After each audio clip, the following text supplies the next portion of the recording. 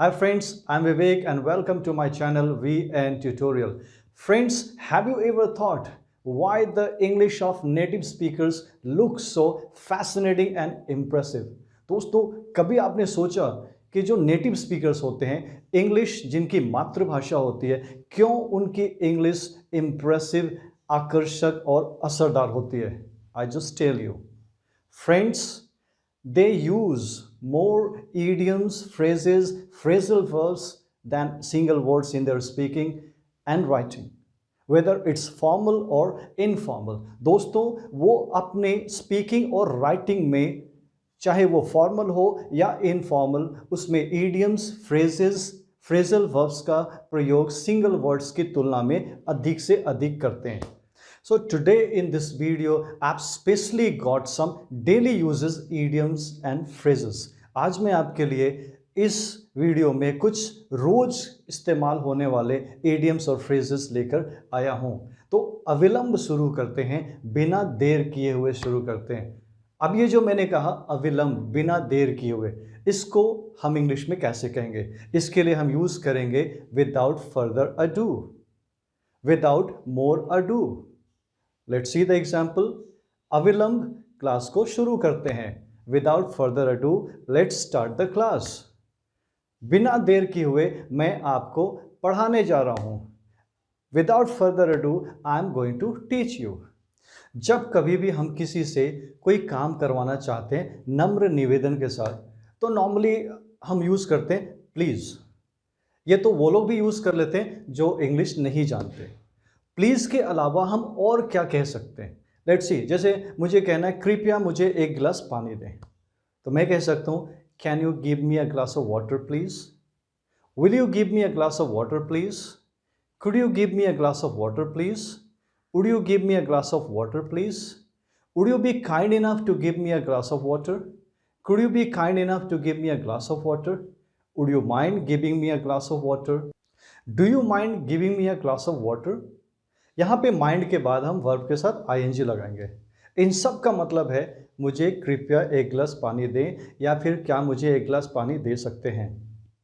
जब हम किसी से बात कर रहे होते हैं, कोई भी बात कर रहे होते हैं, और वहाँ पे कोई तीसरा आता है और कहता है क्या बात हो रही है, कौन सी बात हो रही है, तो आप कहते हैं यार तुमसे मतलब, तुम अपने काम से मतलब रखो.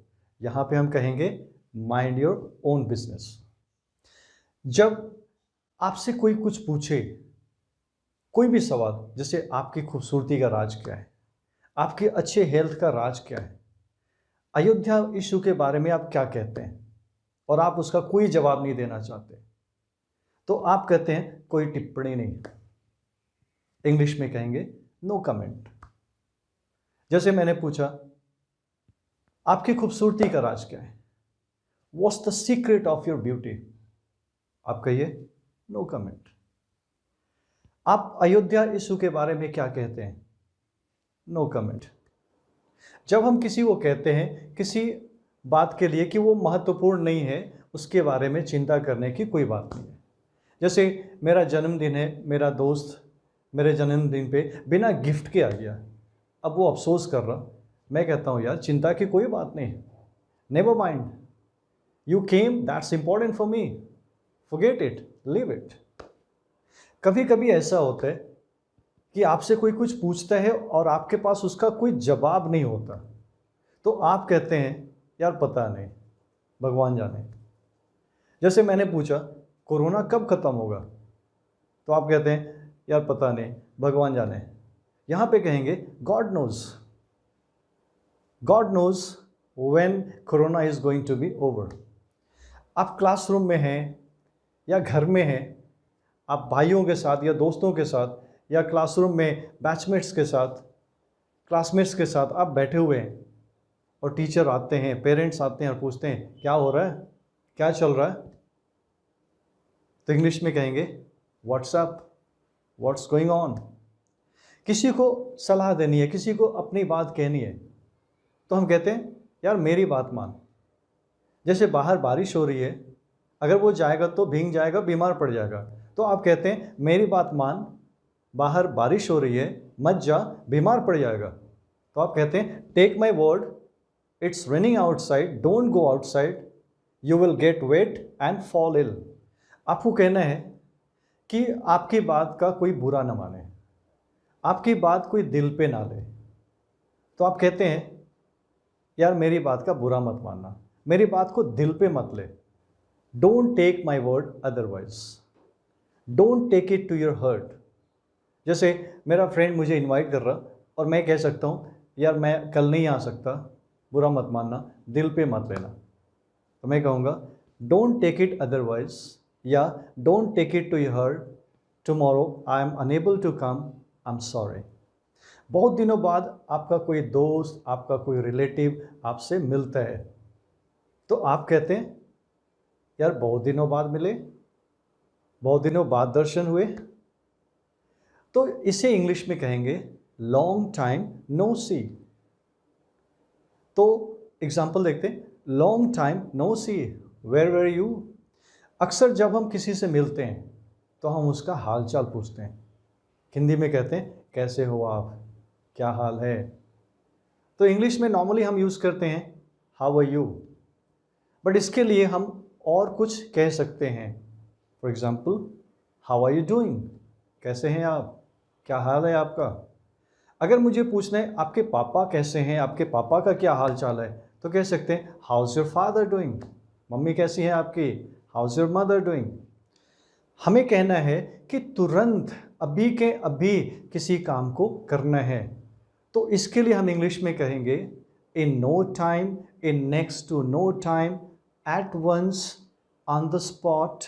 जैसे अभी के अभी, तुरंत आप डॉक्टर को बुलाओ, at once you call the doctor. अभी के अभी, तुरंत आप पुलिस को बुलाओ, in no time you call the police. आपने सुना होगा हम अक्सर कहते हैं प्यार ही प्यार, नफरत ही नफरत, पानी ही पानी। इस प्रकार का सेंटेंस का मतलब होता है केवल, केवल पानी, केवल प्यार, केवल नफरत।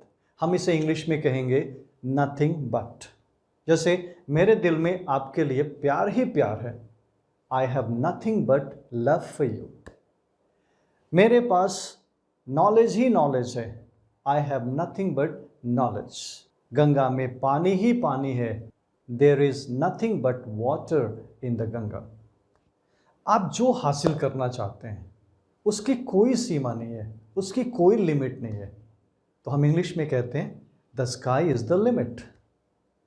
जैसे मैं कहता हूँ आप मेहनत करते रहो, कोशिश करते रहो, आप जो हासिल करना चाहते हो आप लगे रहो, उसकी कोई सीमा नहीं है। You keep on working hard, you keep trying, the sky is the limit. हमें कहना है कोई भी चीज़ उम्दा है, बेहतरीन है, अत्याधुनिक है, तो उसके लिए कहेंगे स्टेट ऑफ द आर्ट। जैसे एम्स में बेहतरीन उम्दा फैसिलिटीज़ हैं, AIIMS has state of the art facilities. BHU में बेहतरीन फैसिलिटीज़ हैं, BHU has state of the art facilities. हम किसी व्यक्ति या वस्तु को कहते हैं अद्भुत, बेमिसाल, तो उसके लिए कहेंगे वन ऑफ अ काइंड। जैसे ताजमहल अद्भुत है, the Taj Mahal is one of a kind. Lata Mangeshkar एक महान सिंगर हैं, वो अद्भुत सिंगर हैं, बेमिसाल सिंगर हैं, तो हम कहेंगे Lata Mangeshkar is one of a kind singer. जब हमसे कोई मिलने आता है तो हम कहते हैं कैसे आना हुआ, हम ये नहीं कहते क्यों आए, कैसे आए। तो उसके लिए हम इंग्लिश में कहेंगे what makes you come here. कभी आप किसी से मिलते हैं और देखते हैं कि वो उदास है, उदास बैठा है, तो आप उससे पूछते हैं क्या बात है, कोई परेशानी है, सब ठीक तो है। तो सब ठीक तो है, इसको हम कहते हैं इज़ एवरीथिंग ऑल राइट। अक्सर ऐसा होता है कि कोई आता है और बकवास करने लगता है, ऐसी बात करने लगता है जो आपको अच्छी नहीं लगती सुनने में, तो आप कहते हो बकवास मत करो।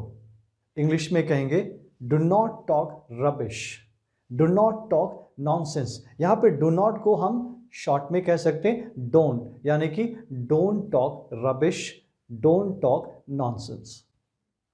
मीटिंग हो, इंटरव्यू हो या फिर व्यक्तिगत बातचीत हो, जब आप किसी से बात करते हो और वो मुद्दे की बात नहीं करके वो इधर उधर की बात करता है, आपको घुमा रहा होता है, तो आप कहते हो यार मुद्दे की बात करो, इधर उधर की बात मत करो। इंग्लिश में कहेंगे don't beat around the bush, don't beat about the Bush.